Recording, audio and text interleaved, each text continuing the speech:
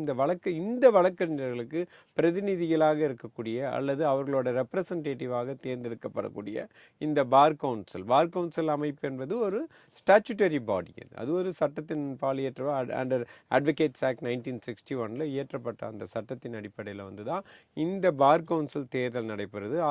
அந்த வழக்கறிஞர் குழுமம் தான் யார் வழக்கறிஞராக பதிவு செய்யலாம், யார் சட்டக்கல்வியை கூட தீர்மானிக்கிறது இந்த பார் கவுன்சிலோட செயல்பாடுகள்.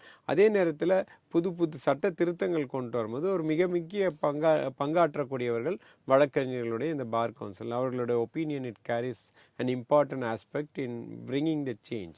ஸோ அப்படி பார்க்கும்போது ஒரு மிகப்பெரிய பங்களிப்பை இந்த இந்திய குடியரசுக்கு, அது இந்திய ஜனநாயகத்திற்கு மிகப்பெரிய பங்களிக்கக்கூடிய நம்முடைய இந்த பார் கவுன்சிலுடைய பணி ஒரு இன்றியமையாத பணி.